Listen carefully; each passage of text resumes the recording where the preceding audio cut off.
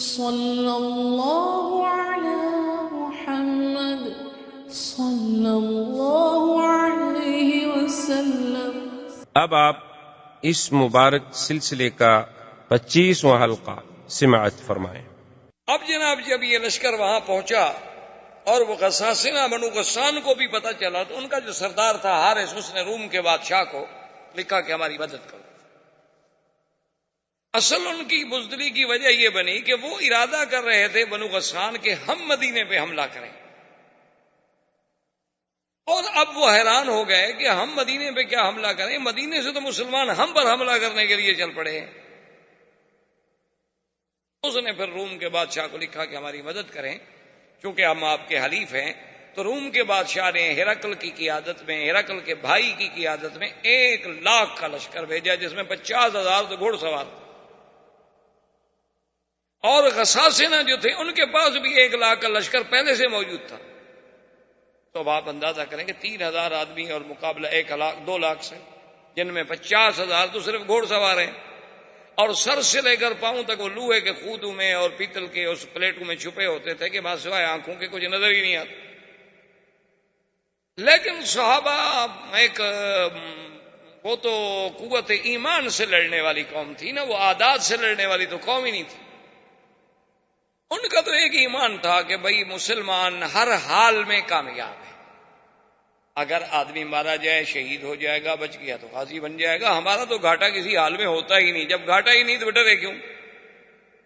ڈرتا تو وہ ہے نا جی کہ اگر مر گیا تو یہاں بھی آگ لگائیں گے اور آگے بھی جہنم کی آگ ہے، وہ تو ڈرے کہ بھی یہاں بھی بہت ذرا پیار کریں گے تو ذرا لکڑی قیمتی رکھ دیں، بڑا آدمی مر جائے گا تو سندل کی لکڑی میں جلا دیں، لیکن جلائیں گے آگ سے۔ تو جب ہم نے اپنی ابتدا خود آگ سے کی ہے تو آگے تو آگ ویسے تیار ہے۔ ان کو تو بڑا مسئلہ ہوتا ہے، وہ تو بڑے گھبراتے ہیں، ڈرتے ہیں کہ اب کیسے کریں، مریں۔ لیکن ایک مسلمان کے دماغ میں تو یہ ہوتا ہے کہ ٹھیک ہے جی، مر گئے تو 1,00,000 کے اور بچ گئے تو 1,25,000 کے، کیا ہے، غازی بن جائیں گے، اور مر گئے شہید ہو گئے۔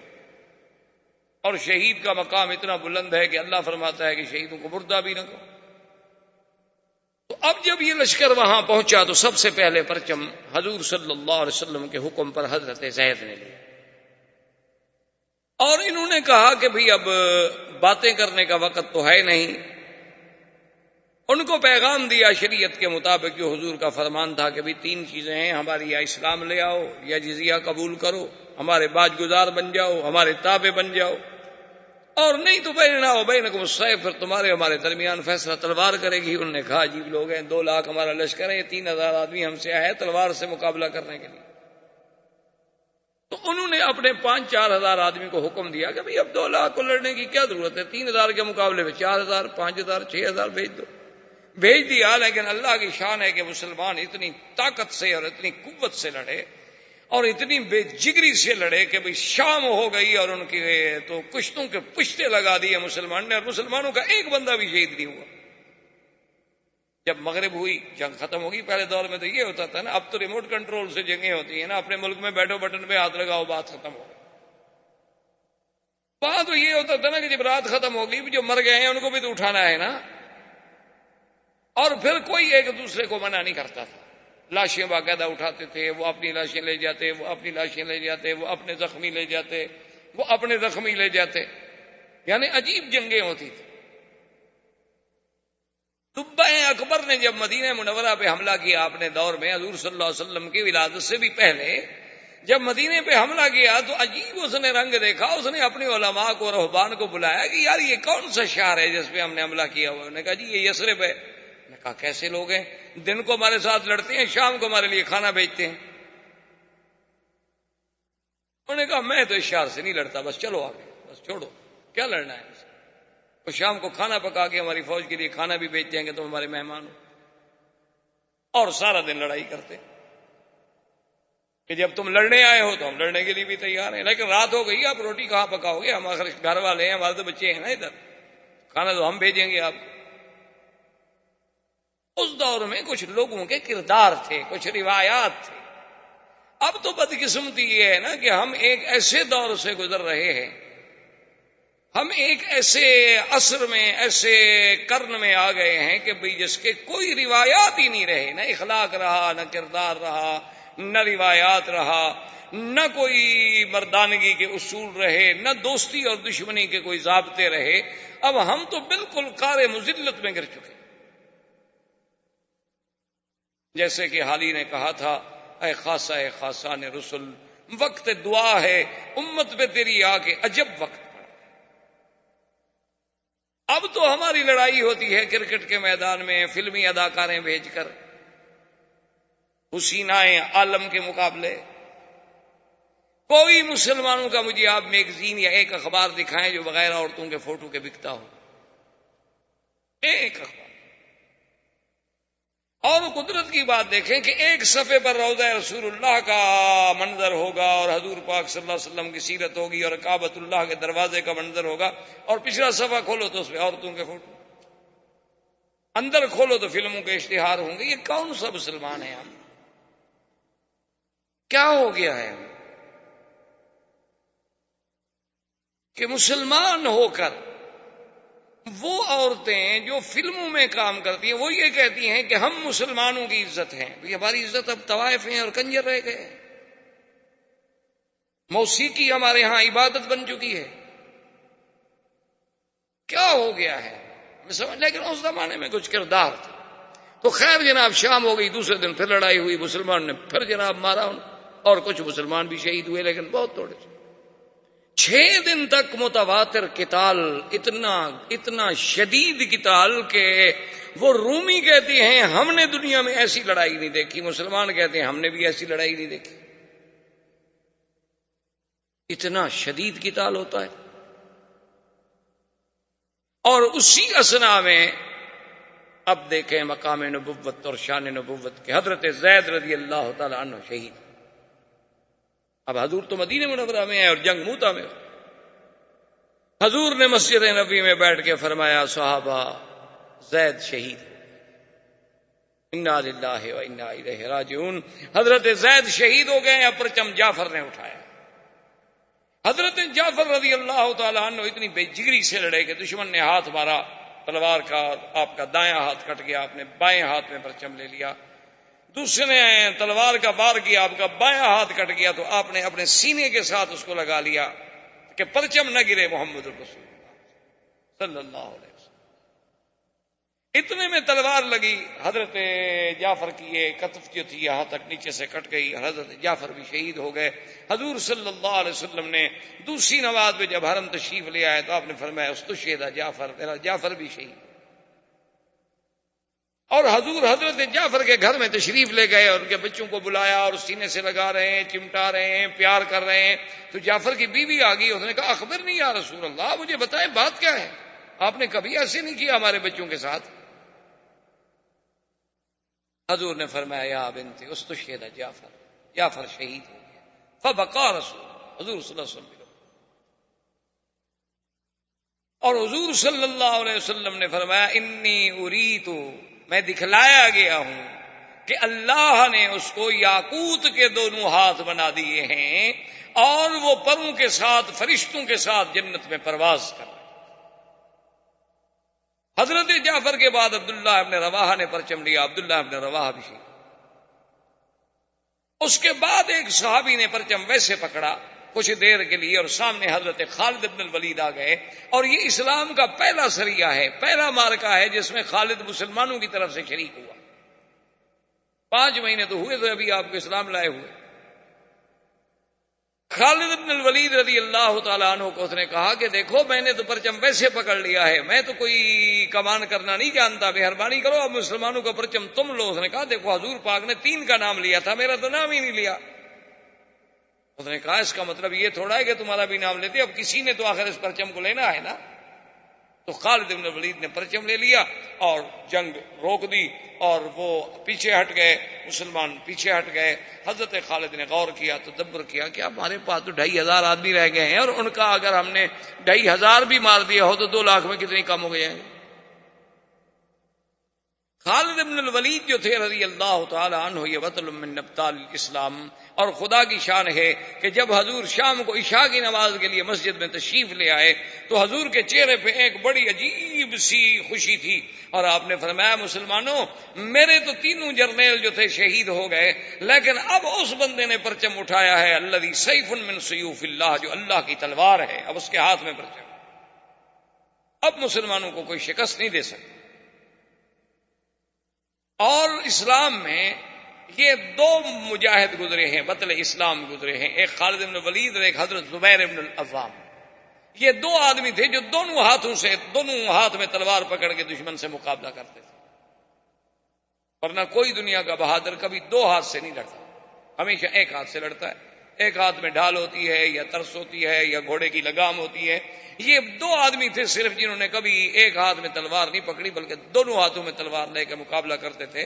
اور خالد بن ولید کا ماشاءاللہ اتنا قد بھی اتنا اونچا تھا کہ گھوڑے پہ بیٹھتے تو پاؤں ویسے زمین کو لگا لیتے تھے، طویل القامات۔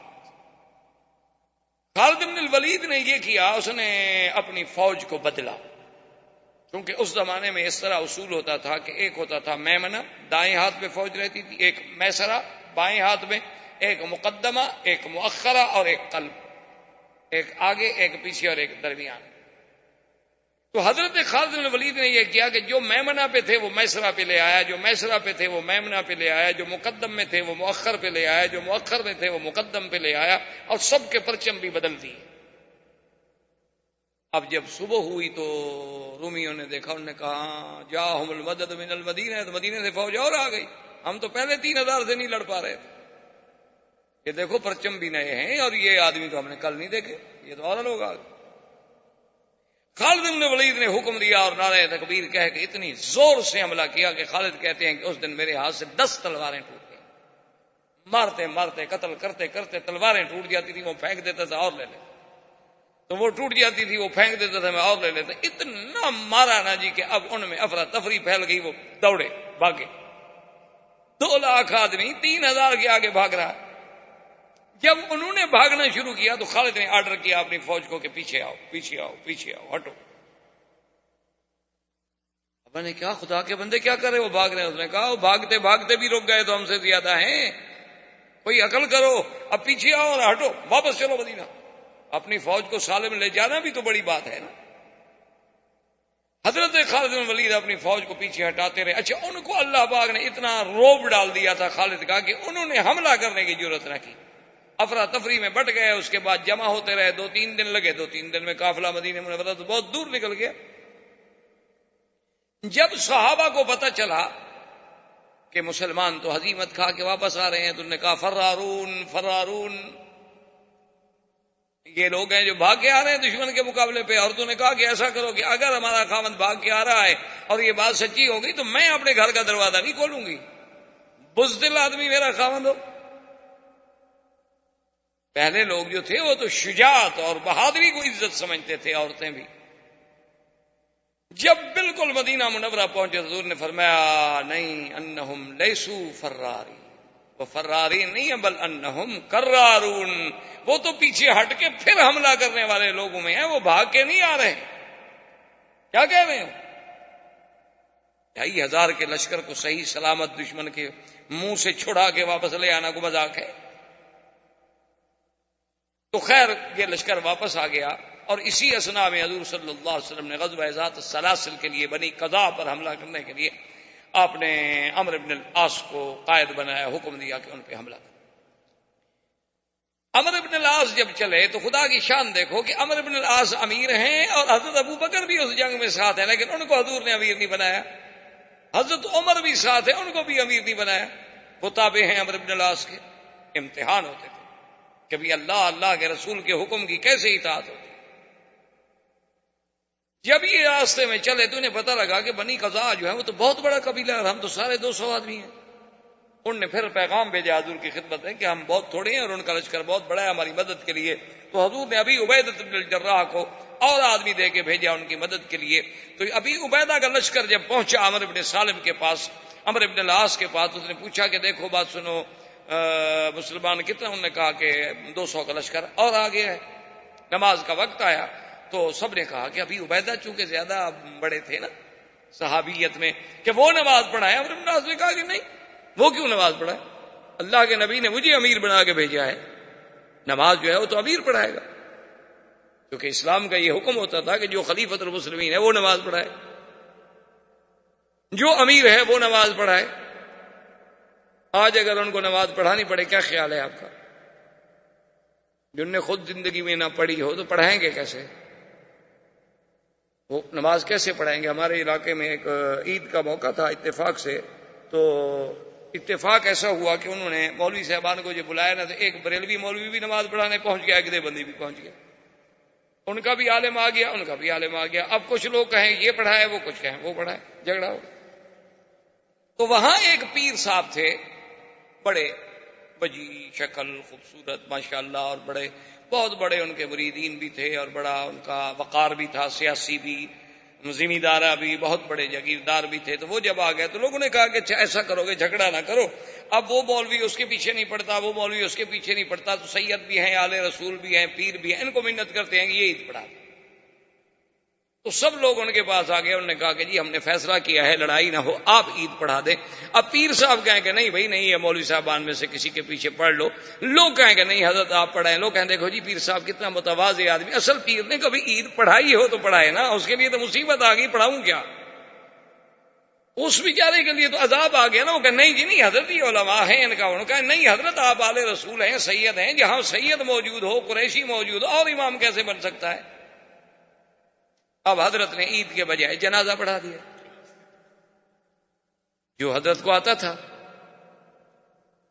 اب سلام پھیر کے لوگ بیٹھے ہوئے ہیں کہ یہ تو نئی عید ہے, اس کی تکبیریں بھی الگ ہیں, اس کے بعد جناب یہ ہے کہ نہ کوئی خطبہ ہے نہ کوئی بات ہے, یہ کون سی عید ہے؟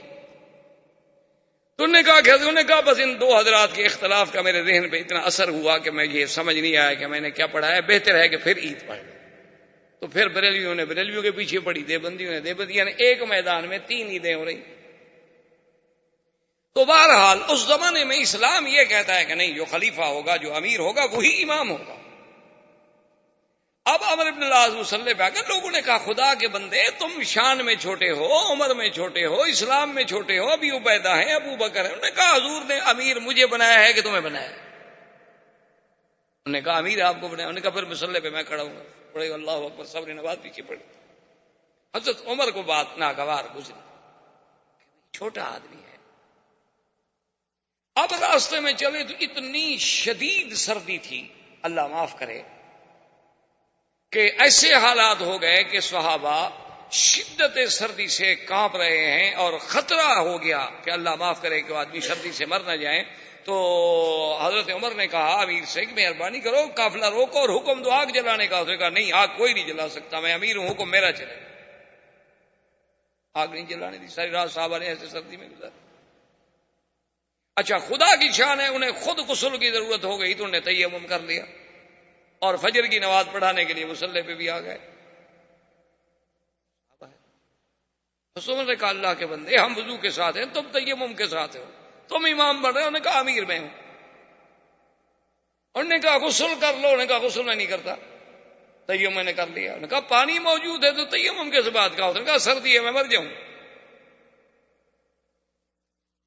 تیمم کے ساتھ نماز پڑھائی. جب مصلی پہ کھڑے ہوئے صحابہ پھر پیچھے کھڑے ہو گئے. ابھی امیر کی اطاعت تو کرنی ہے, حضور کا حکم ہے, نماز ہو نہ ہو, جو اللہ رسول کا حکم ہے ہم نے تعمیل کرنی ہے, نہیں ہوگی تو قضا کریں گے. اب کیا کریں, امیر جو کہے گا کریں گے تو صحیح ہے. اب جناب بہرحال وہ لشکر بنی قضاء کے پاس پہنچا اور اس کے ساتھ مقابلہ ہوا. اچھا اب خدا کی شان یہ ہے کہ مقابلے میں اللہ نے فتح دی, کامیابی دی, اور دشمن منتشر ہو گیا. جب وہ منتشر ہو گیا تو اس نے کہا کہ واپس چلو. حضرت عمر غصے میں حضرت ابو بکر کے پاس ہے. انہوں نے کہا یہ اچھا امیر ہے ہمارا بھائی, نہ آگ جلانے دیتا ہے, بغیر وضو کے حضرت نماز پڑھا دیتے ہیں. اب ہم جیت گئے, دشمن بھاگ رہا ہے, کہتے واپس آؤ. اب حکم نہ مانے تو امیر کی مخالفت ہے نا. حضور نے فرمایا من اطاع امیری فقد اطاعنی ومن عصی امیری فقد عصانی. جس نے میرے بنائے ہوئے امیر کی مخالفت کی اس نے میری مخالفت کی. اب مخالفت تو کر نہیں سکتے. حضرت ابو بکر نے کہا فہدایا عمر, ٹھنڈے ہو جاؤ, اللہ کے رسول نے, میں بھی موجود تھا, تم بھی موجود تھے, امیر اس کو بنایا ہے یا ہمیں بنایا ہے؟ نے کہا امیر تو ان کا پھر اللہ کی رسول کی مرضی، اور جب ہمارا ایمان ہے کہ اللہ کا رسول کوئی بات اللہ کے فرمان کے بغیر نہیں کرتے تو پھر اعتراض کرنے کی کیا بات ہے. واپس آ گئے. بہرحال حضور کو شکایت کی گئی. حضور نے عمرو بن العاص کو بلایا کہ بھئی تم نے بڑے صحابی کو نماز نہیں پڑھا. کہا حضور امیر میں تھا. آپ نے فرمایا ہاں بات تو ٹھیک ہے. اور نے کہا تم نے آگ نہیں جلانے دی اللہ کے بندے. صحابہ ساری رات سردی میں ٹھٹرتے. اس نے کہا حضرت میں آگ جلاتا دشمن کو پتہ نہ لگ جاتا کہ ہمارے ہیں. آگ دیکھتا نہیں وہ. اور یہ بات بھی اس کی ٹھیک ہے. اس نے کہا اچھا پھر یہ ہے کہ تم نے تیمم کر کے نماز پڑھا دی, پانی موجود تھا. اس نے کہا آپ فرماتے ہیں کہ اپنے آپ کو ہلاکت میں نہ ڈالو. حضرت اتنی سردی میں اگر غسل کرتا میں تو مر جاتا, تو امیر کیسے بنتا. آپ نے فرمایا یہ جواب بھی اس کا ٹھیک. جب حضور نے فرمایا کہ اچھا جب بنو قزاع پہ تم نے قابو پا لیا, وہ فرار ہو گئے اللہ کے بندے, تم نے اپنے لشکر کو حکم دے دیا کہ واپس مدینے چلو. اس نے کہا حضور ان کی مدد کے لیے فلاں جگہ سے لشکر چل پڑا تھا, اب اگر ہم رکتے تو ہم پہ حملہ کر کے کامیاب ہو جاتے. ہم جیت گئے, ان کو شکست دی, خیریت سے مدینے بھی آ گئے. اس نے فرمایا بھی بات تو اس کی ٹھیک ہے. حضور نے اس کی ساری باتیں تسلیم کر لی اور حضرت عمر اور صحابہ سے کہا کہ بھئی بات اس کی بالکل صحیح ہے, اور وہ جو کچھ کہہ رہا ہے کہہ صحیح رہا, تو لہٰذا اس کی بات جو ہے مان. اسی اثنا میں حضور صلی اللہ علیہ وسلم نے ایک سریے کو بھیجا. اعرابی تھا, ایک بدو تھا, اس کے ساتھ اعرابی تھے, صفا تھے, بڑے بہادر لوگ تھے. انہوں نے بھی اسلام کے خلاف حملہ کیا تھا.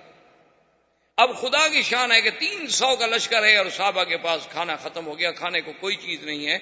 بڑے پریشان ہیں, دعا کرتے ہوئے سمندر کے کنارے کے قریب آئے تو دیکھا کہ ایک ٹیلا جیسے پڑا ہوتا ہے. چلو دیکھیں کہ آگے ہے تو مچھلی. تو 3 مہینے تک صحابہ اسی ایک مچھلی سے کھاتے رہے. اس کا نام تھا امبر. یہ آج کل جو بازاروں میں امبر ملتا ہے نا, اتنے امبر, اصلی امبر جو ہے یہ مچھلی کے قے کرتی ہے, اور وہ سمندر میں تیرتا ہوا دریاؤں کے کنارے پہ آتا ہے, تو وہ جاننے والے لوگ اس کو پکڑ کے لے آتے ہیں. اصل میں یہ اسی امبر مچھلی کی قے ہوتی. تو وہ اتنی بڑی مچھلی تھی کہ جب صحابہ کھاتے رہے تو ان نے تجربے کے طور پر اس کی جو آنکھ کی گلائی تھی نا, اس میں 10 صحابی بیٹھ گئے. اور جب اس کے ڈھانچے کو کھڑا کیا تو ایک صحابی جو سب سے بڑے لمبے قد کے تھے, اس کو اونٹ کے اوپر کہا کہ تم کھڑے ہو جاؤ. اونٹ کے اوپر کھڑا ہوا, لیکن پھر بھی وہ ڈھانچہ اوپر رہا. وہ گوشت کھا رہے ہیں اور اس کا جناب تیل استعمال کر رہے ہیں. صحابہ کو تو اللہ نے رزق دے دیا. واپس آئے, حضور نے فرمایا حلما گوا شہی, اس میں سے مچھلی سے کچھ تمہارے پاس ہے؟ انہوں نے کہا حضور ہاں گھی بھی لائے ہیں, اس کا گوشت بھی ہے, آپ نے لے آؤ مجھے بھی کھلاؤ. حضور صلی اللہ علیہ وسلم نے بھی وہ نوش فرمایا. اور اسی اثنا میں آپ نے پڑھا ہوگا انشاءاللہ یا سنا ہوگا کہ جب حدیبیہ میں صلح ہوئی تھی تو صلح میں ایک شرط یہ بھی تھی کہ جو قبیلہ جس کا حلیف بننا چاہے, قریش کا بنے یا اسلام کا بنے, تو بنو بکر بنے تھے حلیف قریش کے, اور بنو خزاعہ حلیف بنے تھے حضور صلی اللہ علیہ وسلم. تو اب بنو بکر نے شرارت کرنی شروع کر دی. وہ کیا کریں, رات کو جا کے بنو خزاعہ پہ حملہ کر. اچھا خدا کی شان ہے, حملہ کرنے جائیں, جو حملہ کرنے جائیں وہ مارے جائیں. بنو خزاعہ والے آگے ہوشیار وہ مارتے. ایک حملہ کیا مارے گئے, دوسرا حملہ کیا خود مارے گئے, تیسرا حملہ کیا خود مارے گئے. اب بنو بکر جو تھے وہ اکٹھے ہو کے قریش کے پاس آئے, اور اسی سہیل ابن عمرو, وہ جو صلح لکھنے والا شخص, ابو سفیان, سہیل ابن عمرو, حارث ابن ہشام, ان کے پاس آئے دارالندوہ میں. انہوں نے کہا کہ دیکھو ہم آپ کے حلیف ہیں, اور بنو خزاعہ والوں نے تو ہمارے اتنے بندے مار دیے ہیں. انہوں نے کہا کہ دیکھو ان نے تو نہیں مار دیے, حملہ تو تم نے کیا. انہوں نے کہا ہم نے حملہ کیا, کچھ کیا, لیکن بندے ہمارے مارے گئے, ہم نے بدلہ لینا ہے, تم ہمارے حلیف ہو, ہماری مدد کرو. انہوں نے کہا اچھا یہ بات راز میں رکھو, کہیں حضور صلی اللہ علیہ وسلم تک مدینے میں نہ پہنچ جائے, چونکہ ہمارا تو معاہدہ ہے کہ لڑائی نہیں کرنی, لیکن ہم تمہاری مدد کریں گے. تو بنو بکر کو جب قریش کی مدد کا حکم ملا تو اور بہادر ہو گئے. اب بنو خزاعہ نے سوچا کہ یہ 2-3 دفعہ اپنے بندے مروا چکے ہیں اور بہت بڑی لڑائی کر نہیں سکتے, چونکہ معاہدے میں طے ہو چکا ہے 10 سال کے لیے جنگ نہیں ہونی ہے. تو اب جناب ان کے کچھ آدمی طواف کرنے کے لیے مکہ میں آئے, اور اطمینان کے ساتھ بغیر کسی ہتھیاروں کے. اور بنو خزاعہ کا ایک سردار تھا, اس کا نام تھا بدیل ابن ورقہ, اس کا گھر مکے میں تھا. بنو خزاعہ کا قبیلہ تو باہر رہتے تھے, لیکن اس کا ایک گھر مکے میں بھی تھا. جب وہ مکے میں ہوتا تو اپنے گھر میں رہتا. یہ آدمی بیچارے آئے, ابھی یہ حرم میں داخل ہوئے اور بنو بکر نے قریش کے ساتھ مل کے حملہ کر دیا. جب حملہ کر دیا تو قریب کیا کریں، وہ تو بالکل نہاتے ہیں.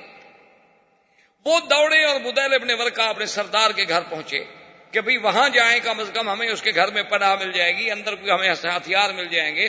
آگے آئے، خدا کی شان ہے، دروازہ بند ہے، وہ دروازہ بھی نہ کھلا، وہاں سے بھاگے، وہ حرم میں داخل ہو گئے. لیکن قریش نے اور بنو بکر نے ان کے 23 آدمی جو تھے وہ اللہ کے حرم میں قتل. حالانکہ حرم میں تو کافر بھی نہیں لڑتے تھے. بہرحال جب وہ قتل ہو گئے، بنو خزاعہ کو پتہ چلا. بنو خزاعہ نے قریش سے کہا کہ بھی یہ تو غدر ہے، ہمارا فیصلہ کر. دار الندوہ میں اجتماع ہوا. ایک آدمی تھے عبداللہ ابن سعد ابن ابی السرح، یہ پہلے مسلمان ہو گیا، حضور کا کاتب تھا، وحی بھی لکھتا تھا، قرآن بھی لکھتا تھا. بعد میں یہ مرتد ہو کے بھاگ آیا، مکے آ گیا. وہ بھی موجود تھا. اس نے کہا دیکھو بات سنو، میں چونکہ مسلمانوں کے ساتھ رہا ہوں اور اللہ کے نبی کے ساتھ رہا ہوں، میں جتنے احوال کو جانتا ہوں تم نہیں جانتے ہو. میری اگر مشورہ مانتے ہو تو 3 باتیں ہیں، ان 3 میں سے کوئی ایک بات مانو. انہوں نے کہا کیا بات؟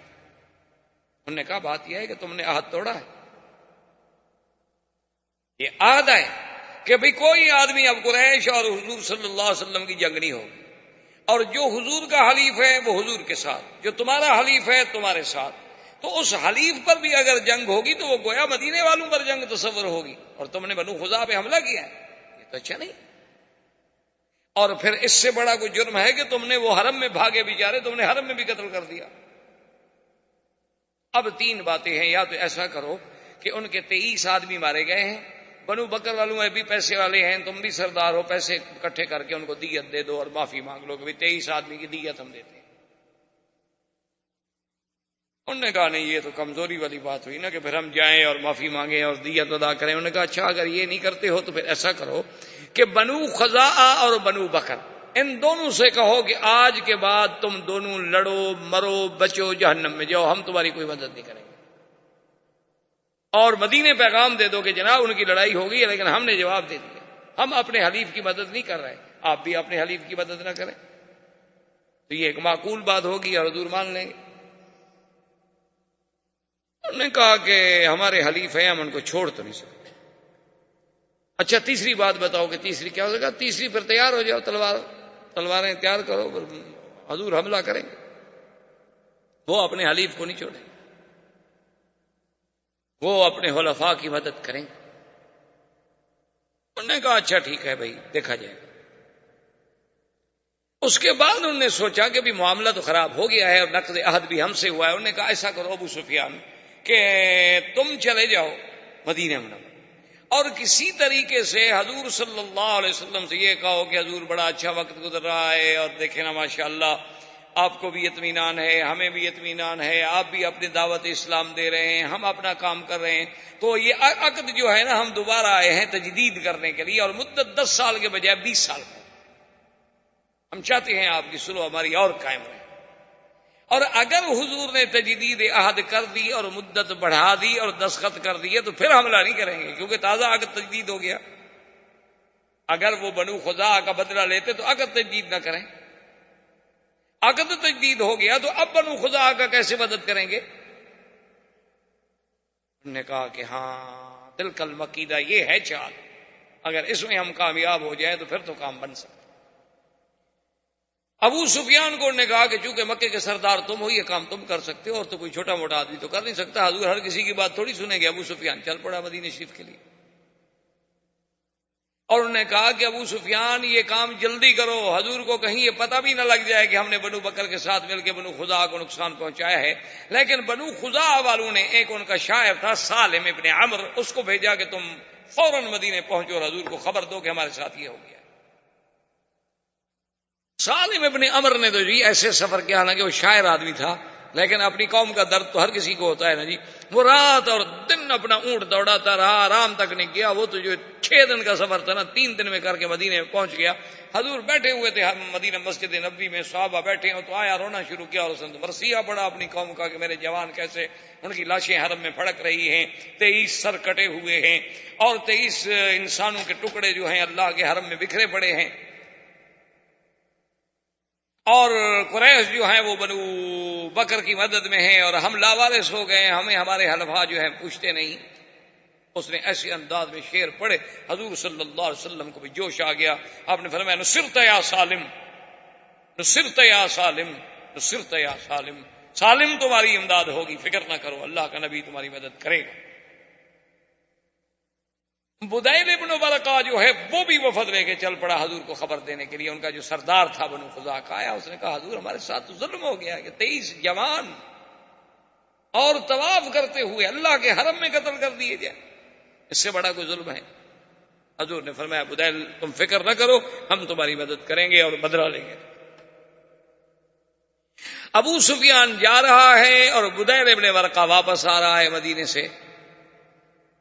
ابو سفیان نے ایک دوسرے کو ملے، اس نے کہا بدیل کیا حال ہے، خیریت ہے، کہاں گئے تھے؟ مدینہ گئے تھے. اس نے کہا نہیں مدینہ تو ہم نہیں گئے. کہاں؟ انہوں نے کہا یہ مدینہ منورہ کی ایک طرف اور ایک قبیلہ تھا کہ وہاں میرے رشتہ دار ہیں، میں تو وہاں گیا تھا اور وہاں سے واپس. اس نے چھپایا کہ میں یہ نہ بتاؤں کہ حضور کو میں ابھی کہہ کے آ رہا ہوں. اس نے کہا تم مدینہ میں گئے بھی؟ انہوں نے کہا مدینہ میں نہیں گئے. بھائی میں اگر جاتا مدینہ تم سے کوئی ڈرنے کی بات ہے، میں تمہیں بتا دیتا کہ میں مدینہ گیا تھا. خیر ابو سفیان نے بھی وہاں رات گزاری، بدیل بن ورقہ نے بھی وہاں رات گزاری. منزل تھی، صبح کو بدیل بن ورقہ مکے کی طرف چل پڑا اور ابو سفیان نے اپنے جو ساتھی ساتھ تھے ان کو کہا کہ ٹھہرو، جا کے ان کے اونٹ جو ہے نا ان کی جہاں لید پڑی ہو نا وہ لید اٹھا کے لے آؤ. وہ لید اٹھا کے لے آئے تو ابو سفیان نے کہا اس کو توڑو، اس کے اندر کھجور ہے، کھجور کی گٹھلی ہے. جب توڑا تو کھجور کی گٹھلی نے کہا ہاں بدیل بن ورقہ مدینے گیا تھا، کھجوریں صرف مدینے والے اونٹوں کو کھلاتے ہیں اور کوئی قبیلہ نہیں کھلاتا، چونکہ ان کے پاس کھجور بہت ہوتی ہے اونٹوں کو بھی کھلا دیتے ہیں. اس کا مطلب ہے کہ حضور کو اطلاع پہنچ گئی. اب یہ نہیں ہے کہ میں اندھیرے میں رکھ سکوں، حضور کو پتہ چل گیا ہے کہ بنو بکر نے کیا کیا. خیر بہرحال اس نے کہا کہ اب حل کوئی نہیں، اب سیدھا تو مجھے نہیں جانا چاہیے مدینہ منورہ میں حضور کی خدمت میں. پہلے ایسا کیوں نہ کروں کہ میں اپنی بیٹی کے گھر ام حبیبہ کے گھر میں جاؤں اور اپنی بیٹی جو ہے وہ حضور کی بیوی ہیں، امہات المومنین ہیں، ان کو تیار کروں کہ کوئی تھوڑی سی فضا تو ہموار کرے نا حضور سے بات کرنے کی. ابو سفیان سردار تھا، سمجھدار آدمی تھا. جب آیا ام حبیبہ نے سلام کیا، استقبال کیا، اور وہاں جو ایک فراش کیا ہوتا تھا، ایک ٹاٹ کا ٹکڑا تھا جو حضور کے لیے بچھایا جاتا تھا، وہ بچھا ہوا تھا، اس پہ بیٹھنے لگا ابو سفیان تو اس نے جلدی جلدی سے فراش اٹھا لیا، جلدی سے کھینچا اور لپیٹ لیا. ابو سفیان نے دیکھا اچھا کیونکہ یہ فراش اصل میں پرانا ہے اور کم قیمت ہے اور یہ مکے کے سردار کے نیچے بچھانے کے قابل نہیں ہے، اس لیے اٹھا رہی ہو تاکہ کوئی اور اچھا فراش میرے لیے بچھانا چاہتی ہے. اس نے کہا نہیں، ھذا فراش رسول اللہ وانت نجس. اس نے کہا یہ میرے مدنی محمد مصطفیٰ کا بستر ہے اور تم مشرک ہو، پلید ہو، اللہ کے نبی کے بستر پہ نہیں بیٹھ سکتے. آج ہماری بیٹیوں میں بھی اسلام کی ایسی غیرت ہے، جنہوں نے مونالیزا اور ڈیانا پڑھنی ہو اس میں کیا غیرت آئے گی بھائی؟ وہ تو وہی سیکھیں گی نا جو کچھ ان کا کردار تھا، وہ بھی وہی سیکھیں گے کہ ہوٹلوں میں کیسے رہتے ہیں، گاڑیوں میں کیسے جاتے ہیں، شراب کیسے پی جاتی ہے، شیمپین کے دور کیسے چلتے ہیں. انہوں نے تو پھر وہی سیکھنا ہے نا جن کی وہ متبع ہیں، جن کی اقتداء کر رہی ہیں. ام حبیبہ ہے، اس نے کہا ام حبیبہ اصابک شر من بعدی، مجھ سے دور ہو کر تیرا اخلاق بھی بگڑ گیا. اس نے کہا اخلاق کی بات نہیں، اب تمہارے اور ہمارے درمیان میں اسلام اور کفر کی دیوار ہے. میں سب سے پہلے حضور سے پوچھوں گی، ورنہ تم میرے گھر میں بیٹھ بھی نہیں سکتے، کھانا بھی نہیں کھا سکتے، رہ بھی نہیں سکتے جب تک مجھے حضور اجازت نہ دے. تو مشرک ہو، ہم مسلمان ہیں، اب باپ بیٹی کا کیا رشتہ ہے؟ حضور کی خدمت میں حضور نے فرمایا سلی آپ، تمہارا باپ ہے، احترام کرو، کھانا کھلاؤ، دعوت دو. یہ ٹھیک ہے، کافر ہے تو کافر ہے، تمہارا تو باپ ہے نا. خیر بہرحال اس کے بعد ابو سفیان آیا، حضور سے ملا. حضور نے فرمایا ہاں ابو سفیان ما جاء بک، کیسے آیا؟ اس نے کہا حضور آپ کا اور ہمارا ماشاءاللہ دیکھیں کیسا خوبصورت وقت گزر رہا ہے اور بڑی تمام قبائل مطمئن ہیں اور لوگ مطمئن ہیں، اللہ کا کعبہ آباد ہے، ہم بڑے مزے میں ہیں، آرام سے تجارت ہو رہی ہے. اور آپ کی دیکھیں بادشاہوں کو، ہرقل کو بحرین میں، عمان میں، ہر جگہ دعوت جا رہی ہے. ہم اس لیے آئے ہیں کہ عقد تجدید فرما دیں اور مدت بھی 10 سال کے لیے بڑھا دیں، ہم تو اس لیے حاضر ہوئے ہیں. حضور نے فرمایا لا نخون ولا نغدر یا ابی سفیان. ابو سفیان ہم نہ تو کبھی خیانت کرتے ہیں اور نہ اپنے عہد میں کبھی قدر کرتے ہیں. اب یہ عہد تجدید نہیں ہو سکتا. انہوں نے کہا حضور کیا کہہ رہے ہیں، کمال ہے آپ کی، ہمارے تو کوئی شکایت نہیں ہے. اس نے کہا ما فعلتم ببنی خزاعہ، ابو سفیان تم نے بنو خزاعہ کے ساتھ کیا کیا؟ اللہ کے حرم کا بھی لحاظ نہیں کیا اور پھر عقد بھی تجدید کرانا چاہتے ہو. جان کے تو پاؤں کے نیچے زمین نکل گئی. اس نے کہا اب کیا ہو سکتا، حضور کو تو پورا پتہ ہے. ابو سفیان بھاگا حضرت ابو بکر کی خدمت نے کہا ابو بکر انت سید القوم، تم بھی تو سردار، افعل خیرا لک الشرف الى آخر الدہر. ابو بکر مہربانی کرو تم معاہدے پہ صلح کے دستخط کر دو، حضور نہیں کرتے نہ کریں. تم بھی تو سردار ہو نا، تم بھی تو مسلمانوں کے بڑے ہو، تمہارا قریش پہ احسان ہو جائے گا صلح، اور قیامت تک یاد کیا جائے گا کہ ابو بکر صلح کن آدمی تھا کہ چلو اللہ کے نبی نے نہیں مانا. نے کہا ابو سفیان کیا کہہ رہے ہو، حضور نے دستخط نہیں کیے میں کر دوں، کیا کہہ رہے ہو، عقل سے بات کرو. فذهب الى عمر، حضرت عمر کی خدمت میں آ گیا. حضرت عمر نے کہا یہی بڑی بات نہیں کہ میں تمہیں کچھ نہیں کہہ رہا. حضرت عمر نے کہا مجھ سے تم معاہدے پہ دستخط کرانے آئے ہو، میرا یہی احسان نہیں مانتے ہو کہ میں نے صبر کیا ہوا ہے، تمہیں دیکھ رہا ہوں اور کچھ نہیں کہہ رہا، ورنہ میری تو تلوار تڑپ رہی ہے. تم مجھ سے معاہدہ کرانے آئے ہو حضور کے خلاف. ابو سفیان تمہارا ہمارا عہد اگر نہ ہوتا نا، اور تم ہمارے پاس مدینے میں نہ ہوتے، آج مہمان قاصد سفیر ہو، بس مہربانی کرو میری آنکھوں کے سامنے سے چلے. حضرت عثمان کے پاس آئے، حضرت عثمان نے جواب دے دیا. حضرت علی کے پاس آئے، حضرت علی نے جواب دے دیا. بی بی فاطمہ کے پاس چلے گئے. انہوں نے کہا بی بی فاطمہ آپ بھی تو بنت رسول اللہ ہیں، آپ اس معاہدے پہ دستخط کر دیں. انہوں نے کہا انما امرأ یا ابی سفیان، عقل کی بات کرو، میں عورت ہوں، عورتیں کبھی معاہدہ کرتی ہیں. اس نے کہا اچھا یہ چھوٹا جو ہے کون ہے؟ اس نے کہا حسن میرا بیٹا ہے. اس نے کہا چلو یہ دستخط کر دے. اس نے کہا 4 سال کا بچہ ہے حسن. اس نے کہا ایسے ایک لکیر مار دے، میں قریش والوں کو تو کہہ سکوں نا کہ چلو حضور کے بیٹے نے دستخط کر دیا، حضور نے نہ صحیح، حضور کا بیٹا تو ہے نا. اس نے کہا ابو سفیان تمہارا دماغ تو نہیں چل گیا، کیا کہہ رہے ہو، یہ چھوٹا سا بچہ شروع کر دے. فرجا، اب ابو سفیان ناکام. اس نے کہا کہ بس اب میرا جو وہ طریقہ تھا نا، میرا مقصد تو یہ تھا نا کہ اگر کوئی ایک صحابی بھی دستخط کر دیتا تو اب باہر کے قبائل تو نہیں جانتے نا کہ حضور پاک نے دستخط کیے ہیں یا قبیلے نے یا کسی ابو بکر عمر عثمان نے دستخط کیے. میں تو شور کر دیتا نا کہ صحابہ نے دستخط کر دیے، معاہدہ ہو گیا، اور اس کے بعد معاہدہ توڑ رہے ہیں. بہرحال ابو سفیان واپس آ گیا اور حضور صلی اللہ علیہ وسلم نے سیدہ عائشہ صدیقہ رضی اللہ تعالی عنہا کو حکم دیا کہ تجہزی عائشہ، میرے لیے سامان تیار کر. حضرت ابو بکر آئے، دیکھا بی بی عائشہ حضور کی زریں ہیں، حضور کی تلواریں ہیں، حضور کا سامان صاف کر رہی ہیں، تیار. اس نے کہا الا این یا عائشہ، کیا تیاری ہو رہی ہے؟ اس نے کہا لا عالم یا ابت، حالانکہ اس کو پتا تھا لیکن راز ہے رسول اللہ کا، بیٹی اپنے باپ کو بھی نہیں بتا رہی. اس نے کہا اللہ کے نبی کا راز ہے. انہوں نے کہا ابا جان مجھے نہیں پتا. حضور صلی اللہ علیہ وسلم نے بڑے بڑے صحابہ کو حکم دیا کہ بھی تیاری کرو، لیکن یہ کسی کو پتا نہیں کہ کہاں جانا. آخر جب لشکر مکمل طور پہ تیار ہو گیا تو 3500 کا لشکر لے کر حضور مدینہ منورہ سے نکلے، اور کسی کو پتا نہیں کہ کہاں جانا، الا بعض روایات میں ہے کہ ابا بکر و عمر، ان 2 کو پتا، باقی کسی بھی اور دیکھیں پھر اس زمانے میں سیرت کردار رسول اور سیرت رسول میں دیکھیں کہ حضور بحیثیت ایک جرنیل، حضور نے حکم دیا کہ جتنے راستے مکے اور مدینے کے جانے والے، جتنے سڑکیں ہیں ظاہر کی، خفیہ، چوری کی، پہاڑوں کے اندر کی، سب پر اپنی سیکورٹی عمر اپنے حراس پہرے دار لگا دو. جو مدینے آنا چاہے اس کو مت روکو، آنے دو، اور جو مدینے سے نکلنا چاہے اور کہیں جانا چاہے اس کو پکڑ لو، اس کو نہ جانے. مقصد یہ تھا کہ جو باہر سے مدینے آ رہا ہے تو آ جائے اپنا کام کرے، لیکن جو مدینے سے نکل رہا ہے وہ کہیں مکے والوں کو جا کے بتا نہ دے کہ لشکر تیار ہو کے آ رہا ہے. سارے راستوں پہ حضور نے پہرے بٹھا دیے. اور اسی اسنا میں حضور پاک نے فرمایا یا علی، حضرت علی حاضر نے فرمایا زبیر بن العوام نے کہا حاضر یا رسول اللہ، انہوں نے فرمایا فاتوا روضۃ خاخ فان بها زعینۃ ومعها کتاب، کہ فلاں خفیہ راستے سے روضہ خاخ پہ پہنچو جلدی، وہاں ایک اونٹنی پہ ایک عورت جا رہی ہے، اس کے پاس ایک خط ہے جو مکے والوں کے پاس لے کے جا رہی ہے ہمارے خلاف، اس عورت کو بھی اور خط کو برآمد کر کے پیش کر.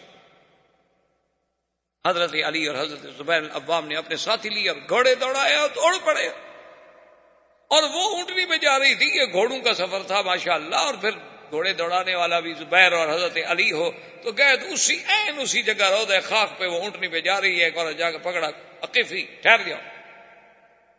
یہ عورت بھی طوائف تھی، اناق اس کا نام تھا. جیسے بت پرستی بہت پرانی ہے نا، اسی طرح طوائف پرستی بھی بہت پرانی ہے. یہ بھی ابتدا سے ہے. تو اس کا نام اناق تھا، اور یہ بظاہر مدینہ منورہ میں آئی تھی مدد لینے کے لیے، حتیٰ کہ حضور کی خدمت میں بھی آ گئی. حضور نے فرمایا تم ادھر کیا کر رہی ہو؟ اس نے کہا رسول اللہ قتل رؤساء قریش، بڑے بڑے سردار جو تھے وہ تو بدر میں مارے گئے، اب ہم لوگ بھوکے مر رہے ہیں، کیا کریں، میں مدد کے لیے آئی ہوں. کیونکہ ہم لوگوں کو تو پیسہ سردار ہی دیتے تھے نا، وہ تو مر گئے. تو آپ نے کہا، حضرت نے کہا ماں کے کتاب تمہارے پاس ایک خط ہے؟ اس نے کہا لیس معی کتاب، میرے پاس کوئی خط نہیں. آپ نے فرمایا لا ماں کی کتاب، انہوں نے کہا لا میرے پاس کوئی خط نہیں. ہم نے کہا فتش، سامان کھولو. سامان کھولا، سارا سامان تلاش کیا، ایک ایک چیز ڈھونڈ نکالی، خط کوئی نہیں. زبیر بن العوام نے کہا کہ حضرت علی اگر خط ہوتا تو کہاں ہوتا، بھی ہم نے اونٹ کی پلان تک دیکھ لی ہے، اس کی گٹھڑیاں دیکھ لی، سامان دیکھ لیا. حضرت علی نے کہا کیا کہہ رہے ہو؟ ماں کذب رسول، سرکار دو جہاں کو جبریل نے جھوٹ نہیں بولا. وما کذبنا رسول اللہ، اور نہ اللہ کے نبی نے ہم سے جھوٹ بولا، اس کے پاس خط ہے. اس نے کہا علی واللہ لیس معی کتاب، میرے پاس کوئی خط نہیں. ایسے بلا وجہ آپ مجھ پر تشدد. حضرت علی نے فرمایا کہ بات سنو اناک، فخرج الکتاب واللہ لاجردنکی، اگر تم نے کتاب نہ دیا، وہ خط میرے حوالے نہ کیا، میں تمہارے کپڑے اتار دوں. پھر تلاش کر، اب ڈر. اس نے کہا فاعرضا، اچھا. اس نے کہا بھی تم سارے ادھر منہ پھیرو، آخر میں عورت ہوں. دیکھو اس وقت کی طوائف کو بھی شرم ہے کہ کوئی مرد مجھے نہ دیکھے. آج کا فیصلہ آپ خود کر لیں. تو سب نے ادھر منہ پھیر لیا. اس نے بال کھولے، بالوں کے اندر خط چھپایا ہوا تھا، اس کے بال تھے بہت بڑے، تو بالوں کو لپیٹ کے خط اندر رکھ کے ایسے موڑا بنا کے اوپر مچان بنا کے اوپر دوپٹہ ڈالا ہوا تھا اس نے. اب وہاں کس کو شبہ ہو سکے جی اتنا خط ہے بالوں کے اندر لپٹا ہوا، اب تو نکال کے دے دیا. اس نے کہا چلو، حضور کی خدمت میں پیش کیا. وہ خط تھا حاتب ابن ابی بلتعہ، صحابی ہیں، انہوں نے خط لکھا تھا مکے والوں کو کہ قدم رسول اللہ، حضور کا لشکر آ رہا. حضور نے بلایا حاتب ابن، آپ نے فرمایا خط تم نے لکھا ہے؟ اس نے کہا نام اناق کو دیا تھا. حضرت عمر تو جوش میں تڑپ اٹھے. اس نے کہا دعنی یا رسول اللہ اضرب عنق ھذا المنافق، حضور مجھے اجازت دیں میں اس منافق کی گردن اڑا دوں. اس نے فرمایا ماذا تقول یا عمر انه بدری وان اللہ اطلع الى اہل بدر فقال اعملوا ما شئتم فانی قد غفرت لكم. یا عمر کیا کہہ رہے ہو؟ یہ تو میرا بدری صحابی ہے، اور بدر والوں کے بارے میں تو اللہ کہہ چکے ہیں کہ جو کرو میں نے معاف کر دیا، تم کیسے قتل کر سکتے ہو اس کو؟ کہا تم کیوں لکھا تم نے؟ اس نے کہا یا رسول اللہ میرے بچے وہاں ہیں اور میرا کوئی نہیں ہے. واللہ خدا کی قسم ہے مجھے یقین ہے کہ اللہ آپ کی مدد کریں گے اور آپ کو فتح ہوگی. میں نے کہا خط کی ذریعے اطلاع دے کر قریشیوں پر میرا احسان ہو جائے گا تو میرے بچوں کا ذرا خیال کر لیں گے، میری بچوں کا لحاظ کر لیں گے، ان کو مدینے آنے دیں گے، اس کے علاوہ میرا کوئی مقصد نہیں تھا. انہوں نے صدقہ، حاتم نے سچ کا ایک چھوڑ دیا. حضور صلی اللہ علیہ وسلم کا قافلہ چلا تو اقرع ابن حابس التمیمی، بنو تمیم کا آدمی ہے، وہ پورے قبیلے کو لے کے آیا مسلمان. ابھی ماشاءاللہ حضور اس کی خوشی منا رہے تھے کہ اس کے بعد بنو سلیم جو ہیں 1000 گھوڑ سوار مسلح ہو کے آئے. انہوں نے کہا اشہد ان لا الہ الا اللہ، حضور ہم کلمہ پڑھ چکے. اور پھر وہ اپنا عیینت ابن حصن جو تھا بنو غطفان کا، وہ احمق المتا، وہ آ گیا، اس نے کہا حضور اشہد اللہ الہ الا اللہ، یعنی ابھی حضور راستے میں ہے 10,000 کا لشکر، مدینے سے چلے تھے تو 3,500 تھے، ابھی 2-4 منزلیں حضور نے طے فرمائی ہیں اور قبیلے دوڑے آ رہے، 10,000 کا لشکر ہے، جرار، گھوڑ سوار، اونٹوں پہ سوار، سلاح، اسلحہ، مقاتل، حضور صلی اللہ علیہ وسلم نے لشکر کو چلایا اور آپ نے طائف کی طرف توجہ کی، کیونکہ مدینے سے راستہ جو ہے وہ اسی طرح آتا ہے، مکہ بھی آ جائیں طائف بھی چلے جائیں، تو قافلے کو اس طرف چلایا کہ لوگ سمجھیں کہ طائف جا رہے ہیں۔ بنی حوازن، اب صحابہ نے کہا انہو یرید بنی حوازن، اب حضور کا ارادہ جو ہے بنی حوازن کے ساتھ جنگ کا ہے، کیونکہ وہ طائف کے راستے میں آباد تھے، تو سب لوگوں کا دماغ اسی طرف چلا گیا کہ یرید بنی حوازن، یرید بنی حوازن، بنی حوازن کے ساتھ جا رہے ہیں، بنی حوازن کی طرف چل رہے ہیں۔ جب عین حضور صلی اللہ علیہ وسلم طائف اور بنی حوازن کے قریب آئے، فامر اصحابہ ان یتجہوا الی مکہ، کہ مکے کی طرف رخ کرو، حضور صلی اللہ علیہ وسلم مکہ کی طرف چلے۔ آپ اندازہ کریں رازداری کا کہ مدینے سے قافلہ چلا رہے ہیں، قافلے میں 10,000 تو مقاتل ہے صرف، پھر بچے بھی ہیں، عورتیں بھی ہیں، اور مکہ شریف سے 4 میل کے فاصلے تک کسی کو پتہ نہیں چلنے دیا حضور نے کہ ہم مکہ جا رہے ہیں، ما سوائے ابو بکر عمر۔ اب حضور صلی اللہ علیہ وسلم نے صحابہ کو حکم دیا کہ فتجہوا الی مکہ، مکہ کی طرف توجہ کرو۔ اچھا، خدا کی شان ہے کہ بدیل ابن ورقہ، وہ جو بنو خزاعہ کا سردار تھا، وہ روزانہ شام کو نکل کے مکے سے باہر آتا تھا 2-2 4-4 میل سفر کر کے کہ حضور کی مدد کب آتی ہے۔ اس کو یہ خیال تو نہیں تھا کہ حضور لشکر لے کے آ جائیں گے، یہ تھا کہ بھی 200 400 500 1000 آدمی بھیج دیں گے ہماری مدد کے لیے۔ اسی اسنا میں ایک دن اتفاق کی بات دیکھیں کہ ابو سفیان نکلا، حکیم ابن حزام نکلا، اور ادھر سے بدیل ابن ورقہ نکلا، وہ ادھر سے وہ ادھر سے وہ ادھر سے، سب نکلے کہ مکے کے باہر جا کے ذرا معلومات کریں۔ کچھ معلوم ہوا تھا ابو سفیان کو کہ بھی کوئی لشکر جو ہے بنی حوازن کی طرف متوجہ ہے مسلمانوں کا۔ انہوں نے کہا دیکھیں تو صحیح، بھی واقعی وہ بنو حوازن کی طرف ہے، کہیں ادھر تو نہیں آ رہے۔ تو یہ جب تینوں نکلے تو رات کا وقت تھا اور آگے تو آگ گئے، کھانے پک رہے ہیں، آگ جل رہی ہے۔ اب 10,000 آدمی آگ جلا رہا ہو تو کتنی جگہ پہ آگ ہوگی۔ ابو سفیان کھڑا ہو گیا، بدیل ابن ورقہ آیا، اس نے کہا بدیل من ہؤلاء، یہ کون ہے؟ اس نے کہا اللہ جانتا ہے، بنو حوازن، یمکن ہے بنو حوازن ہوں۔ کہا بنو حوازن کا کیا کام، اور بنو حوازن اتنے تو نہیں ہیں کہ اتنا بڑا لشکر ہو۔ من ہم، اس نے کہا اچھا ہو سکتا ہے بنی خزاعہ میرا قبیلہ ہو، بنو بکر کے خلاف لڑنے کے لیے تیار۔ اس نے کہا انا عارف بنو خزاعہ، میں جانتا ہوں تمہارے قبیلے کو، اتنے لوگ ہیں اس میں، یہ کون ہے؟ اس نے کہا مجھے پتہ نہیں، میں تو خود دیکھ کہہ رہا ہوں۔ نے کہا نہیں تمہیں پتا ہے، تم اس وقت کیوں نکلے ہو اسی راستے پر؟ انہوں نے کہا تو تم کیوں نکلے ہو؟ اس نے کہا ابو سفیان تو مکے کے سردار ہو، تو میں بھی بنو خزاعہ کا سردار ہوں، تم کیوں نکلے ہو اس وقت؟ حکیم ابن حزام کیوں نکلا ہے اس وقت؟ جیسے تم نکلے ہو ویسے میں نکلا ہوں۔ یہ کیا بات ہوئی کہ مجھے پتا ہے؟ چلو چلتے ہیں وہاں لشکر کی طرف، وہاں جا کے پوچھتے ہیں کہ کون ہے۔ اس نے کہا اچھا آپ ہمیں والے جانا چاہتے ہو، ہم سمجھ گئے کہ یہ مسلمان ہے، تمہاری مدد کے لیے آئے۔ اس نے کہا نہیں مجھے نہیں پتا، مسلمان ہے نہیں ہے، چلنا ہے تو چلو ہم چلتے ہیں تھوڑا سا۔ اب وہ کہاں جائیں؟ لیکن ابو سفیان ڈر گیا، اس نے کہا اتنا بڑا لشکر۔ اور خدا کی شان دیکھیں جی، عباس ابن عبد المطلب عم رسول اللہ صلی اللہ علیہ وسلم کے چچا اور محبوب چچا، خدا کی قدرت ہے وہ انتظار میں تھے، اسلام ان کے دل میں پہلے داخل ہو چکا تھا، انہیں پتہ چلا کہ مسلمانوں کا لشکر آ گیا ہے۔ وہ جناب رات کو نکلے اور سیدھے کیمپ میں جب آئے، پوچھا کون؟ نے کہا مسلمان۔ کہا این رسول اللہ، حضور کہاں ہیں؟ اچھا حراس میں جو تھے، یعنی جو جسے آپ کہتے ہیں سیکورٹی، تو اس پہ حضرت عمر تھے۔ حضرت عمر نے عباس کا آواز پہچانا، کہا عباس ہو تم؟ اس نے کہا عمر زیادہ بات نہ کرو، دلنی الی رسول اللہ۔ اس نے کہا میں تمہیں حضور کا خیمہ بتاؤں، میں آ رہا ہوں تیرے پاس، میں ابھی بدلہ لیتا ہوں۔ نے کہا اشہد ان لا الہ الا اللہ، میں تو مسلمان ہو چکا ہوں خدا کے بندے۔ حضور نے جب آواز سنی کہا عباس، عباس میرا چاچا. اتنے میں عباس پہنچے، انہوں نے کہا اشہد اللہ الہ الا اللہ واشہد ان محمد رسول اللہ. ففرح رسول اللہ فکبر فقال اللہ اکبر اللہ اکبر. حضور نے فرمایا کہ اے مسلمانوں، اس سے بڑی خوشی میرے لیے کیا ہو سکتی ہے کہ آج مکے میں سے میرا چاچا مسلمان. یہ سب سے بڑی تمہارے لیے سعادت ہے. عباس نے کہا حضور میں تو کلمہ پڑھ لیا، میں تو مسلمان ہو گیا، لیکن ایک بات کروں، ناراض تو نہیں ہوں گے آپ؟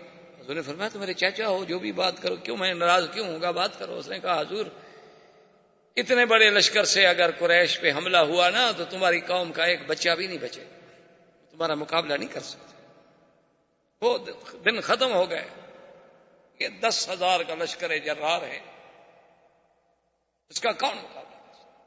تو حضور نے فرمایا عباس تم نے دیکھا نہیں انہوں نے کیا غدر کیا؟ اس نے کہا حضور انہوں نے تو جو غدر کیا، میں کہتا ہوں اب بھی ان کو معافی دے، ورنہ پھر قریش کا تو کوئی بچہ بھی نہیں بچے. حضور نے فرمایا عباس تم تو مسلمان ہو گئے، قریش تو مجھ سے معافی نہیں مانگ رہے نا کہ میں معافی دوں. انہوں نے کہا حضور پھر مجھے اجازت دے، میں جانے دیں ابو سفیان سے جا کے بات کرتا ہوں، ورنہ قریش نہیں بچیں گے، ایک بچہ بھی نہیں بچے گا مکے میں. اتنے لشکر نے جب حملہ کر دیا تو ایک بچہ بھی نہیں بچا، کیونکہ بنو سلیم ہیں، بنو غطفان ہیں، اور پھر وہ بنو خزاع ہیں جن کے 23 آدمی مرے ہوئے تھے، بنو تمیم ہیں، اور مہاجرین و انصار ہیں. حضور ان کے دلوں میں تو وہ کفار قریش کے خلاف جو لاوا ہے پک رہا ہے، کون بچے گا؟ مہربانی کرو ورنہ مکے میں قتل عام ہو جائے. حضور نے فرمایا اچھا. اس نے کہا حضور ایسا کریں کہ مجھے کوئی نشانی بھی دیں. فآتا ہو بغلتہ، حضور نے اپنا بغلہ دیا کہ میرے خچر پہ بیٹھ کے جاؤ. تو حضرت عباس حضور کے خچر پہ مکہ کی طرف روانہ ہوئے. وآخر دعوانا الحمدللہ رب العالمین.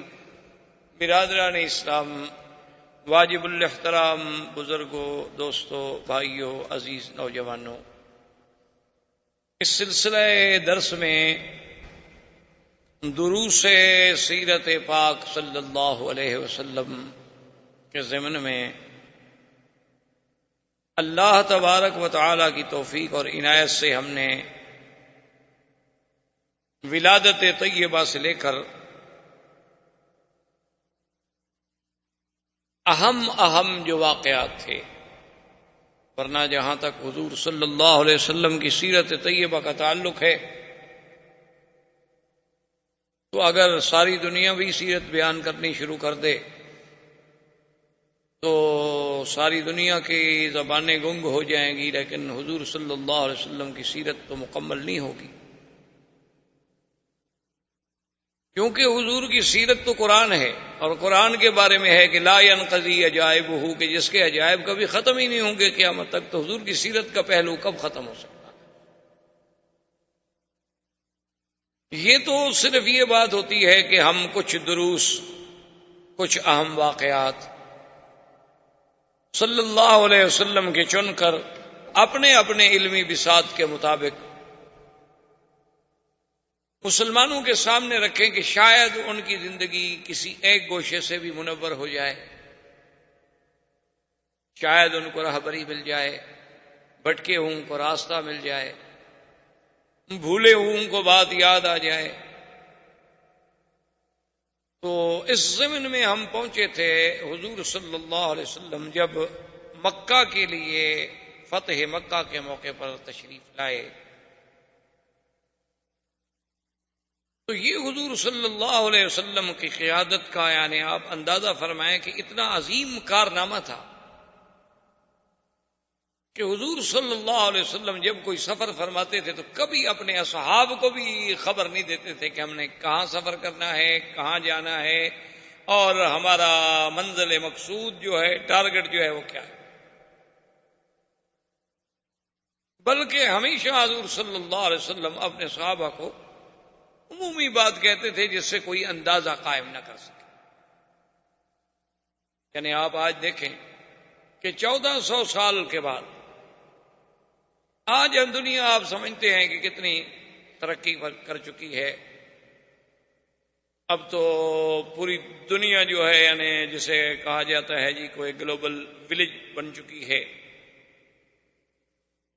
تو اس میں بھی یعنی ہم حیران ہوتے ہیں کہ ابھی 2 سال پہلے کی بات ہے کہ میں سفر میں تھا، تو وہاں کی حکومت نے بہرحال اللہ انہیں جزائے خیر عطا فرمایا، میرا مقصد تو نہیں تھا، نہ مجھے پتا تھا، نہ میری خواہش تھی، نہ تمنا تھی، نہ مجھے علم تھا، تو گورنمنٹ نے کچھ سیکورٹی کا انتظام کیا، اسکواڈ وکارڈ یہ وہ کبھی حفاظت رہے، حالات ٹھیک نہیں ہے،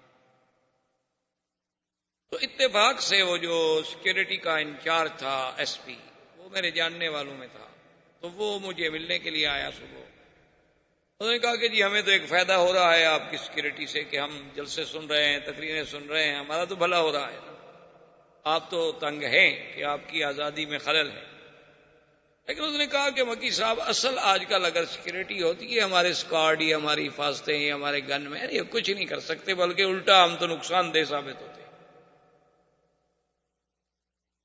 اصل سیکورٹی یہ ہے، جہاں تک ہم نے پڑھا ہے، دیکھا ہے، سیکھا ہے، یہ ہے کہ آپ اپنے پروگرام سے کسی کو باخبر نہ کریں، آپ اپنے معاملات کو راز میں رکھیں کہ آپ نے صبح کہاں جانا ہے، یہ آپ کے ڈرائیور کو بھی پتہ نہ ہو، یہ آپ کے دل میں ہو، اور جب آپ روڈ پہ نکل جائیں تو آگے جا کے فیصلہ کریں، اسے کہیں اچھا بھی آپ ادھر چلو، پھر آپ کو کسی پہرے کی ضرورت نہیں۔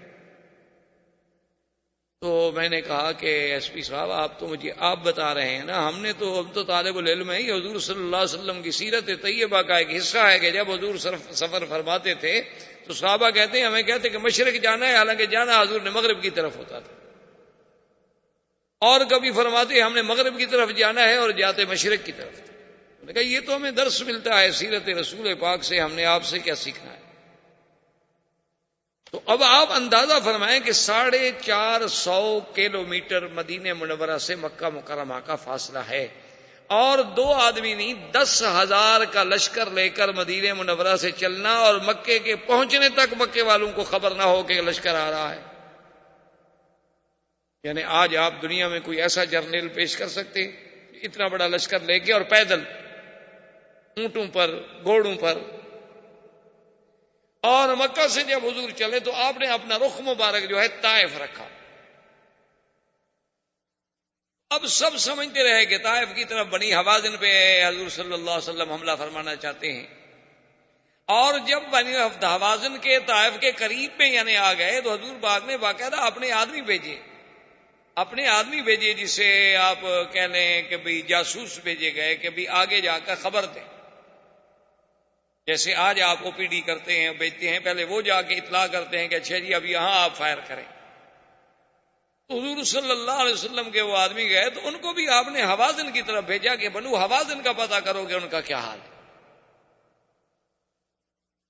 بنو حوازن کا ایک آدمی اتفاق سے وہ جو ہمارے اصحاب رسول پاک حضور کے حکم پہ تلاش کر رہے تھے، ان کے ہاتھ میں ایک بنو حوازن کا آدمی پکڑا گیا، وہ ان کا جاسوس تھا، ان کو بھی پتہ چل گیا تھا کہ شاید ہم پر حملہ ہو جائے، تو وہ بھی اپنے جاسوس بھیجتے تھے کہ پہاڑوں میں پھرتے رہیں، اونچی چوٹیوں پہ چڑھ کے دیکھتے رہیں کہ کوئی قافلہ، کوئی منظر، کوئی آتا ہوا، کوئی روشنی، کوئی رات کو آگ جلانے کا منظر نظر آئے تو خبر رکھیں۔ وہ جب پکڑا گیا تو حضرت خالد بن الولید نے اس سے پوچھا کہ تم کون ہو؟ تو اس نے ایک اور قبیلہ بتا دیا کہ میں تو بنو غفار کا ہوں۔ تو انہوں نے فرمایا اچھا تم بنو غفار کے ہو؟ نے کہا اچھا۔ ان کا کس کے بیٹے ہو؟ اس نے باپ کا نام بتایا، تو آپ نے کہا اس نام کا آدمی تو بنو غفار میں کوئی نہیں ہے۔ اچھا تمہارا بنو غفار کی کس گلی میں گھر ہے؟ اب وہ بیچارہ بنو غفار کا تو گھر جانتے ہی نہیں تھے، تو بتایا کیسے؟ اور فرمایا میں جانتا ہوں تم حوازن کے جاسوس ہو، سیدھی سیدھی بات کرو، کیا بات ہے؟ تو اس سے بھی حضرت خالد کو بڑے معلومات حاصل ہوئے، پتہ چلا کہ بنو حوازن بھی پوری طرح تیاریوں میں لگے ہوئے۔ تو اب حضور صلی اللہ علیہ وسلم بالکل عین جب طائف کے رخ پہ آ گئے، جیسے وادی تیمہ ہے تو اس کے رخ پہ آ گئے، تو وہاں سے آپ نے حکم دیا کہ مکہ سب لشکر جو ہے مکے کی طرف رجوع کرے، ہم نے طائف نہیں جانا ہے۔ اب حضور صلی اللہ علیہ وسلم مکے آئے، اور مکے سے 4 میل صرف باقی حرم جو ہے 4 میل رہ گیا، وہاں حضور صلی اللہ علیہ وسلم نے پڑاؤ کیا۔ لشکر تھک چکا تھا اور متواتر سفر کر چکا تھا، اور اتفاق کی بات یہ ہے کہ بدیل ابن ورقہ جو بنو خزاعہ کا سردار تھا، جو مدینہ منورہ گیا تھا حضور صلی اللہ علیہ وسلم سے مدد مانگنے کے لیے کہ حضور ہمارے ساتھ بنی بکر نے زیادتی کی ہے، ہم آپ کے حلیف ہیں، ہماری مدد کریں، اور پہلے انہوں نے سالم ابن عوف کو بھیجا تھا جس کے ساتھ حضور نے وعدہ کیا تھا کہ نصرت یا سالم۔ بدیل ابن ورقہ روزانہ رات کو مکے سے نکلتا تھا، انتظار میں تھا کہ اللہ کے نبی نے وعدہ کیا ہے تو اللہ کے نبی کا وعدہ تو ضرور سچا ہے، آپ آئیں گے، لیکن پتہ نہیں کب۔ اتفاق کی بات یہ ہے کہ ایک رات بدیل ابن ورقہ بھی نکلے، ادھر ابو سفیان جو مکے کا سردار تھا وہ بھی نکلا، اور حارث ابن ہشام بھی نکلا، یہ تینوں جو ہے نا اتفاق سے نکلے تو اپنے اپنے گھر سے، لیکن راستے میں اکٹھے ہو۔ ابو سفیان نے پوچھا بدیل ابن ورقہ سے کہ کیسے چلے ہو، کہاں چلے ہو؟ تو بدیل ابن ورقہ نے کہا تمہیں پتہ ہے کہ میرے قبیلے کے لوگ مارے گئے، بنو بکر نے حملہ کیا، تمہیں پتہ ہے اللہ کے حرم میں میرے 23 جوان مارے جا چکے ہیں، ہم تو اب رات کو اپنی اپنی قوم کو دیکھنے کے لیے نکلتے ہیں۔ یکدم جب روشنیوں پہ نظر پڑی تو اس نے کہا کہ ما ہاؤلا من ہاؤلا، یہ کیا ہے؟ تو بدیل ابن ورقہ نے کہا ہو سکتا ہے میرے قبیلے کے لوگ ہوں، بنو خزاع ہوں۔ تو نے کہا نہیں، بنو خزاع کو میں جانتا ہوں، ان کا اتنا عدد نہیں ہے، ہاؤلا اکثر، یہ تو زیادہ ہے۔ اس نے کہا اچھا یہ بھی ہو سکتا ہے کہ بھائی یہ جو ہے بنو سلیم، انہوں نے کہا نہیں نہیں وہی نہیں۔ انہوں نے کہا پھر یہ کون ہے؟ حارث ابن ہشام نے کہا ابو سفیان معلوم یہ ہوتا ہے کہ ھذا محمد الرسول، یہ مسلمانوں کا لشکر۔ اس نے کہا کیسے ہو سکتا؟ اس نے کہا کیسے ہو سکتا ہے، بہرحال اب تو ہو گیا۔ بہرحال حضور صلی اللہ علیہ وسلم تشریف فرما تھے، فقدم عباس ابن عبد المطلب، حضرت عباس آئے اور آگے حضور سے ملے، اور آتے ہوئے اشہد اللہ الہ الا اللہ واشہد ان محمد الرسول اللہ۔ حضور نے فرمایا میرے صحابہ خدا جانتا ہے کہ پتہ نہیں فتح مکہ کی مجھے زیادہ خوشی ہوگی یا عباس کے اسلام کی زیادہ خوشی، کہ عباس تو حضور کے چچا تھے، عم رسول اللہ صلی اللہ علیہ وسلم، عبد المطلب کا بیٹا۔ حضرت عباس جب اسلام لے آئے تو اب حضرت عباس بھی سردار تھے، عبد المطلب کے بیٹے تھے، آخر ان کا ابو سفیان سے سب سے رشتہ داری تھی۔ اس نے جب دیکھا کہ لشکر کا یہ عالم ہے کہ 10,000 لشکر، اور جس میں ماشاءاللہ یعنی کم 2,000 جو ہے وہ گھوڑ سوار ہے فقط بنو سلیم کا، تو عبد المطلب عباس نے اندازہ لگا، اس نے کہا کہ بھئی اگر یہ لشکر عنوتن یعنی قوت اور زور سے لڑائی سے مکے میں داخل ہوتا ہے تو پھر قریش کا کوئی بچہ بھی نہیں بچ سکتا۔ اس نے کہا کہ میں کوئی حل سوچوں۔ اس نے کہا حضور اچھا الحمدللہ میں مسلمان ہو گیا، مجھے اجازت ہے میں ذرا ابو سفیان سے بات کروں؟ حضور نے فرمایا ہاں بالکل بات کروں۔ عباس ابن عبد المطلب دوڑے اور سیدھے ابو سفیان کے پاس، نے کہا ابو سفیان حل علم تھا، پتہ لگا ہے تمہیں کیا ہو گیا؟ اس نے کہا ہاں میں نے رات دیکھا ہے بڑا لشکر ہے۔ اس نے کہا بڑا لشکر نہیں، 10,000 مقاتل ہیں فقط، 10,000 آدمی صرف وہ ہیں جنہوں نے جنگ لڑنی ہے، اور اندازہ کرو کہ 10,000 جو آدمی صرف فوج لے آ سکتا ہے تو پیچھے بھی تو آخر مسلمان ہیں نا۔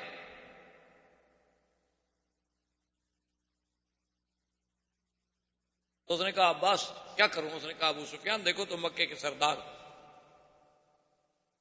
تمہاری ذمہ داری ہے کہ اللہ کے حرم کو قتال سے بچاؤ، اور پھر قتال بھی اس وقت جب ہمیں بچنے کا کوئی راستہ ہی نظر نہ آئے، تو ایسی قتال کا کیا فائدہ؟ اور پھر تمہیں پتہ ہے کہ مسلمانوں کے دل میں غزوہ خندق کا داغ ہے، مسلمانوں کے دل میں ہمارا احد کا داغ ہے، مسلمانوں کے دل میں ہمارے ان کے حلیف جو ہیں بنو خزاع ان پر حملہ کرنے کا داغ ہے، وہ تو جلے بھنے ہوئے آئیں گے، وہ تو ہمارے بچے کو تہہ تہہ کر دیں گے۔ ان کا ماذا افعل؟ اس نے کہا ایک ہی حل ہے، چلو حضور کی خدمت، اب کوئی حل نہیں بچنے کا، اب ایک ہی ہے۔ حضرت عمر سیکیورٹی پہ ہیں اور عباس ابن عبد المطلب جو ہیں وہ ابو سفیان کو لے کے آئے، تو جب عمر کی نظر پڑی ابو سفیان پہ تو انہوں نے کہا اچھا راس الکفر امامی، آج کفر کا سردار جرأت کر کے مسلمانوں کے لشکر میں آ رہا ہے۔ عباس وہیں سے زور سے بولے، انہوں نے کہا عمر اجرتہ قد اجرتہ، میں اس کو پناہ دے چکا ہوں، وہ میری پناہ میں ہے، ہمیں حضور تک جانے دو، اگر حضور نے ہماری پناہ قبول کر لی ٹھیک ہے، ورنہ تم جانو پھر ابو سفیان جانو۔ حضرت عمر پیچھے آ رہے ہیں، اس نے جناب دوڑایا بغلا اور سیدھا حضور کے خیمے پہ آیا اور چیخا بون گا، یا رسول اللہ کا اجر تو ابو سفیان، میں نے ابو سفیان کو پناہ دے دی ہے، پناہ دے دی ہے۔ برائی عمر پیچھے تلوار لے کے آ رہا ہے۔ حضور نے فرمایا کہ عباس جس کو تم امان دے چکے ہو اس کو ہماری بھی امان، عباس جس کو امان دے دے اس کی امان میں توڑ سکتا ہوں؟ ابو سفیان آ گیا اور اس نے دیکھا، حضور نے فرمایا ابو سفیان تم ابھی تک سوچ رہے ہو اسلام کے بارے میں، اب بھی تمہیں اسلام کی حقانیت کا پتہ نہیں چلا، اب بھی تمہیں سمجھ نہیں آئی کہ میں جو کچھ کہتا تھا وہ حق ہے، اب بھی تمہیں سمجھ نہیں آیا کہ تم جس کو ایک یتیم مکہ سمجھ کے مکے سے ہجرت پہ مجبور کر رہے تھے، آج اللہ نے اسے کیسے اپنی پوری قوت و طاقت کے ساتھ مکے میں بھیجا ہے۔ تمہیں یاد ہے کہ میں نے کہا تھا لیظہرہ علی الدین کلہ، اللہ میرے دین کو ہر دین پہ غالب کر دیں گے، کیا سوچ رہے؟ تو ابو سفیان نے کہا اشہد ان لا الہ الا اللہ واشہد ان محمد رسول اللہ، حضور میں مسلمان ہوں، میں کلمہ پڑھتا ہوں۔ لیکن محدثین نے لکھا ہے کہ اس وقت کلمہ تو ابو سفیان نے پڑھ لیا لیکن اسلام پوری طرح دل میں داخل نہیں ہوا، کلمہ تو پڑھ لیا اس نے لیکن خوف سے، ڈر کے۔ حضرت عباس نے کہا کہ یا رسول اللہ ابو سفیان رئیس القوم، ابو سفیان ایک قوم کا سردار ہے، آپ اس کو کچھ عزت بھی تو دیں نا، وہ اسلام لے آیا ہے تو اس کو بھی تو کوئی شرف بخشے نا، کوئی عزت دیں حضور۔ آپ نے فرمایا اچھا اعلان کر دے کہ من دخل دار ابی سفیان فلہ امان، جو ابو سفیان کے گھر میں چلا جائے گا ہم اس کو بھی امان دیں۔ ابو سفیان نے کہا یا رسول اللہ میرا گھر کتنا بڑا ہے کہ سارے قریش اس میں آ جائیں گے؟ آپ نے فرمایا اچھا من دخل المسجد الحرام فلہ امان، جو مسجد الحرام میں چلا جائے اس کو بھی امان۔ کہا حضور مسجد الحرام کتنی بڑی ہے؟ یہ تو اب بڑی ہو گئی نا، اس وقت تو چھوٹی تھی مسجد۔ حضور نے فرمایا اچھا من القی السلاح فلہ امان، جو ہتھیار پھینک دے اس کو بھی ہم امان دیں گے۔ اس نے کہا حضور ایسے بعض آدمی ہتھیار اتفاق سے نہیں بھی پھینک سکتا، تو حضور نے کہا من اغلق بابہ فلہ امان، جو اپنے گھر کا دروازہ اندر سے بند کر کے اپنے گھر میں بیٹھ جائے اس کو بھی امان۔ اب ابو سفیان خوش ہو گیا کہ چلو میں مسلمان تو ہو گیا لیکن مکے والوں کے لیے میں تو اتنا بڑا امان کا سرٹیفکیٹ لے کے جا رہا ہوں، میں تو اب بھی اپنی قوم کو بچا رہا ہوں۔ ابو سفیان واپس مکہ نکلا لیکن حضور نے حکم دیا، آپ نے فرمایا عباس فلاں پہاڑ پہ جا کر کھڑے ہو جانا اور جب تک یہ پورا لشکر نہ گزر جائے ابو سفیان کو آگے نہیں جانے دینا۔ حضور چاہتے تھے کہ قوت اسلام دیکھے، شوکت اسلام۔ اب حضور صلی اللہ علیہ وسلم نے اپنے لشکر کو 4 حصوں میں تقسیم فرمایا اور ایک حصے پر حضور صلی اللہ علیہ وسلم نے خالد ابن الولید اور ایک حصے پر زبیر ابن العوام اور ایک حصے پر ابی عبیدہ بن الجراح اور ایک حصے پر سعد ابن عبادہ پرچم دیے حضور صلی اللہ علیہ وسلم نے کہ تم مکے کے 4 طرف سے آؤ، اور جگہ مقرر کی مقام خیف۔ مقام خیف ہے جبل ہندی کے ساتھ، آج کل جو جبل ہندی کہلاتا ہے نا، باب عمرہ سے نکلے سامنے والا پہاڑ جو ہے جبل ہندی ہے، شامیہ کے محلے سے ہیں تب بھی جبل ہندی ہے، یہ بہت پرانا جبل ہے کیونکہ لفظ ہند جو ہے نا یہ حضور صلی اللہ علیہ وسلم کے زمانے سے بھی پہلے کا ہے نا ہند، اسی لیے بعض روایات میں کہ آدم علیہ السلام اترے تھے وہاں، اسی لیے بعض روایات میں اب بھی یعنی آپ ہندوستان میں جائیں تو کچھ قبریں ایسی ہیں جن کے بارے میں کہا جاتا ہے کہ نوح علیہ السلام کے بیٹوں کی ہیں۔ تو بہرحال یہ حمالہ جو ہے اس کا نام بھی بعض لوگ کہتے ہیں کہ جودی پہاڑ ہے جس پہ نوح علیہ السلام کی کشتی آگے کھڑی ہوئی تھی۔ تو بہرحال یعنی یہ بات تو محقق ہے نا کہ ہند جو ہے یہ بہت ایک تاریخی مقام ہے، ایک تاریخی ملک ہے جس کی ایک تاریخ ہے، اور حضور صلی اللہ علیہ وسلم کے زمانے میں عطر عود جو ہے یہ ہند سے ہی آتا تھا، ہندوستان سے ہی آتا تھا عطر عود، اور اسی طرح تلواریں جو ہیں وہ بھی خاص طور پہ بن کے وہاں سے آتی تھیں سیف الہندی کے نام سے۔ اسی لیے ہمارے علماء نے جب شرک و بدعت کے خلاف ایک کتاب لکھی تو اس کا نام رکھا تھا المہند علی المفند، تو اس لیے ہند جو ہے اس کی ایک تاریخ۔ بہرحال تو اب جناب یہ ہے کہ بھئی، اور اس زمانے میں جو تجارت تھی نا جی، وہ یہ تھی کہ بھئی ہند سے مثلا کشتیاں آتی تو وہ عدن آ جاتی، یمن کا جو حصہ ہے، پھر عدن سے صنعاء مال آ جاتا، صنعاء سے مکے آ جاتا، یا اسی طرح وہ کشتیاں جو ہیں جیسے آج کل جسے اسرائیل نے علاقہ قبضے میں لیا ہوا ہے، یہ وہاں حیفا چلی جاتی، پھر شام، بیت المقدس، اس طرح تجارت کا ایک سلسلہ ہوتا۔ تو حضور نے حکم دیا کہ بھی مقام خیف پر چاروں لشکر جو ہیں نا جی، چاروں لشکر ہر طرف سے داخل ہوں اور جمع وہاں ہونا ہے۔ اور حضور نے فرمایا کہ دیکھو، ہمارا مقصد جو ہے وہ اللہ کے گھر میں داخل ہونا ہے۔ آج آپ پوچھیں ان لوگوں سے جو کہتے ہیں کہ اسلام تلوار کے زور سے پھیلا ہے، اسی لیے آج بھی مسلمان کے جو دشمن ہیں نا، یہود و نصارہ، یہودی، ہنود، یہود، وثنی، مشرک، کافر، آج بھی وہ یہی اعتراض کرتے، دیکھو جی سعودی عرب کے پرچم پر تو تلوار ہے نا، تلوار تلوار جی تلوار، یہ اسلام تو تلوار کے زور سے، دیکھو جی ان کا تو پرچم بھی تلوار۔ تو یہ بات جو ہے دراصل، اور یہ اعتراض کرتے کون ہیں؟ جنہوں نے قوموں پر ایٹم استعمال کیے۔ یعنی آپ اندازہ کریں یہ کتنی غدار قوم ہے۔ مرغی ذبح کرنے سے تو ان کو رحم آتا ہے کہ جی ایک جانور ہے، اس کو مسلمان بڑے ظالم ہیں جی، چھری سے ایسے ایسے ایسے کرتے ہیں، بس کرنٹ تو ختم ہو جائے یار، یہ بڑا ظلم ہے۔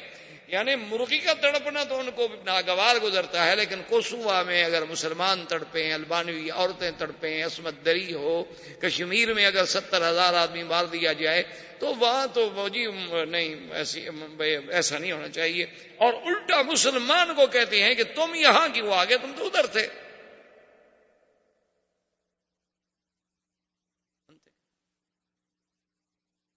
اور چونکہ قوت ابلاغ ان کے ہاتھ میں ہے، جتنا دنیا کا جدید الیکٹرانک میڈیا ہے وہ کفر کے ہاتھ میں ہے۔ ہم مسلمانوں کے پاس کیا ہے؟ ہمارے پاس تو یہی ہے کہ شام کو VCR چلا کے کوئی فلم لگا کے بیٹھ گئے، بس دیکھ لی۔ ہمارے پاس یہ ہے، کوئی بہت زیادہ صالح بندہ بن گیا، ولی اللہ بننے لگ گیا تو مولوی مکی کی تقریر سن، ہمارا حال تو یہ۔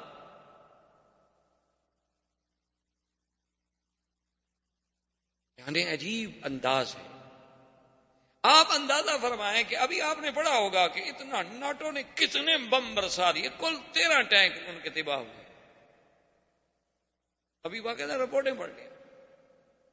یعنی انہوں نے اپنے زیر نگرانی مسلمانوں کو مارا، تباہ کیا، نکالا، برباد کیا، باقاعدہ سرنگیں بچھوائیں، اب ان مسلمانوں کو واپس لا کے بقیہ جو ہے ان کو اس طرح مار رہے ہیں۔ اور دیکھیں پیار کتنا ہے، ساتھ کہتے ہیں کہ بھائی البانوی مسلمانوں آپ کے ساتھ واقعی بڑی زیادتی ہوئی ہے، لیکن اب اگر وہ سرب آئے نا ان سے تم زیادتی نہ کرنا، ذرا پیار کا ہاتھ۔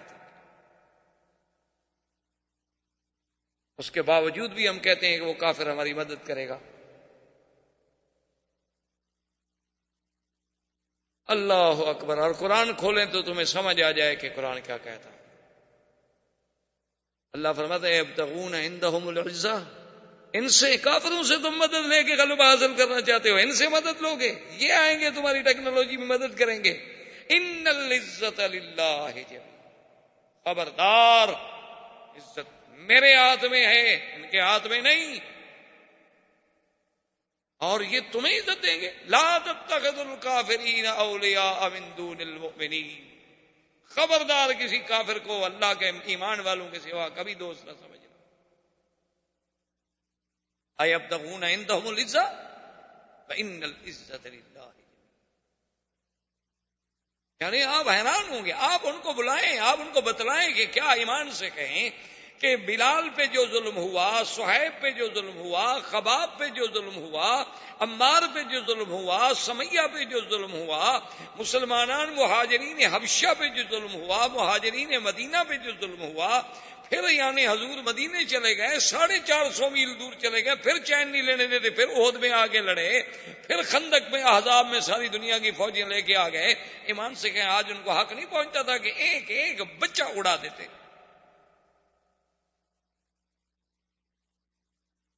لیکن دیکھیں کہ حضرت سعد نے جب پرچم ہاتھ میں لیا نا، حضور نے 4 پرچم دیے نا، ایک خالد کو، زبیر بن عوام کو، سعد کو، ابی عبیدہ بن جراح رضی اللہ تعالی عنہم کو. تو حضرت سعد نے ایسے غصے میں ایسے ایک دفعہ پرچم کو یوں ہلایا اور کہا لا قریش بعد اليوم اليوم یوم الملحمہ. میں نے کہا صحابہ تیار ہو جاؤ، آج کے بعد قریش کا بچہ نظر نہیں آئے گا، اور آج دن ہے ہم اپنے خون کا بدلہ لیں گے. حضور نے فرمایا ٹھہر جاؤ، فرمایا پرچم واپس کر دو. یہ دین تلوار سے پھیلا ہے. حضور نے فرمایا سعد کیا کہہ رہے ہو، الیوم یوم الملحمہ نہیں، الیوم یوم المکرمہ. آج عزت کا دن ہے، تکریم کا دن ہے. الیوم یعز قریش، آج اللہ قریش کو عزت دیں گے، ذلت نہیں. ہم کسی کو ذلت دینے کے لیے تو نہیں آئے، ہم تو عزت دینے کے لیے آئے. واپس کرو پرچم واپس کیا. لیکن دیکھیں حضور صلی اللہ علیہ وسلم کی فراست. آپ جانتے تھے کہ سعد تو انصار کا سردار ہے، اگر اس سے پرچم واپس لے لیا ہے ہم نے تو انصار کے دل پر تو چوٹ لگے گی نا. تو حضور نے فوراً اس کے بیٹے کو بلایا، کیسے اپنے سعد کو پرچم دے. سیاست مدن پر کتنی نظر تھی میرے نبی کی صلی اللہ علیہ وسلم. آج تو آپ دیکھتے ہیں نا، الیکشن کوئی ہار جائے، ایک آدمی مر جائے میں نے، تو پھر جو سمجھدار پارٹی ہوتی ہے اس کے بیٹے کو ٹکٹ دیتی ہے، تاکہ پھر وہ ایشو بن جاتا ہے نا انتخاب میں کہ جناب وہ ان کا تو حق تھا نا جی، اس کا تو حق تھا نا جی، اس کا باپ ہی جناب پہلے MNA تھا نا، اب وہ مر گیا تو یہ تو سیٹ ان کی ہے جناب، اب یتیم سے چھیننا چاہتے ہیں یہ ظالم لوگ.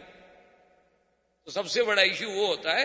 یعنی 1400 سال کی ترقی کے بعد آپ یہ باتیں سوچ رہے ہیں، لیکن اللہ کے نبی کی وسعت نظر دیکھیں کہاں. حضور نے وہ پرچم دے دیا اور اس کے بعد حکم دیا اور فرمایا کہ دیکھو خالد، لڑنا نہیں. من القى السلاح فله امان، جو ہتھیار ڈال دے امان. من اغلق بابه فله امان. من دخل دار ابی سفیان فله امان. من دخل المسجد الحرام فله امان. آپ نے فرمایا جو ابو سفیان کے گھر میں داخل ہو امان، مسجد میں داخل ہو امان، ہتھیار پھینک دے امان، اپنے گھر کا دروازہ بند کر دے امان، بوڑھے کو امان، عورت کو امان، بچے کو امان. الا عشرتن، فرمایا صرف 10 آدمی ہیں جن کو امان نہیں ہے، باقی سب کو. اور آپ نے فرمایا صحابہ ولو انہم وجدتم واللکین تحت استار الکعبۃ فاقتلوہم، اگر وہ 10 آدمی کعبۃ اللہ کے خلاف کے نیچے بھی گھس جائیں تو پھر ان کو وہیں بھی قتل کرنا ہے، ان کو پناہ نہیں. ان میں کون تھا؟ ایک اکرمہ ابی جہل کا بیٹا، اور ایک صفوان ابن امیہ، اور ایک عبداللہ ابن سعد ابن ابی السرح، اور ایک ہند زوجت ابی سفیان کی بیوی جس نے حضرت حمزہ کا کلیجہ چبایا تھا. حضور نے فرمایا ان کو نہیں ہم، یہ تو اگر کعبہ شریف کے غلافوں کے نیچے بھی چھپ جائیں ان کو وہی مار دیں. اب سارے قافلے بڑھ رہے ہیں، امان امان امان امان، تو سارے مکے میں امان امان ہو گئے. صرف خالد ابن الولید جو ہیں یہ جس طرف سے آ رہے تھے، اس لڑکا وہ علاقہ شاید ابھی آپ لوگوں نے مکے میں رہتے ہوئے دیکھا ہو، جس کو ابھی آپ شیب عامر کہتے ہیں. جب آپ یعنی غزہ میں جائیں آگے جفالی سے پھر آپ رائٹ پہ جائیں تو شیب عامر سے جب آپ جائیں گے تو آگے علاقہ ہے ملاوی جسے کہتے ہیں. اس ملاوی کے تلے سے جب چڑھائی سے آپ اترے نا تو یہ جگہ ہے، اس کا نام ہے خندمہ. اس جگہ پر جب آئے تو اکرمہ نے کیا کیا کہ 20 25 50 آدمی اکٹھا کر کے وہ اسی علاقے میں کھڑا گیا. اس نے کہا کہ دیکھو جی بات سنو، حضور نے امان دے دی ہے، یا جو کوئی ہم تو لڑیں گے یا قتل ہو جائیں گے، یا کم از کم ہم زندگی میں جاگتے ہوئے نہیں دیکھ سکتے اپنی آنکھوں کے ساتھ کہ اللہ کا نبی مکے میں داخل ہو جائے. چلو زیادہ سے زیادہ مر جائیں گے اور کیا ہم لڑیں. تو وہ 50-100 آدمی لے کے وہیں کھڑے ہو گئے. اکرمہ اچھا خدا کی قدرت ہے، ادھر سے خالد آئے، آگے وہ ہتھیار لے کے کھڑا. احباب کرام، اس کے بعد اب آپ اس مبارک سلسلے کی CD نمبر 26 سماعت فرمائیں.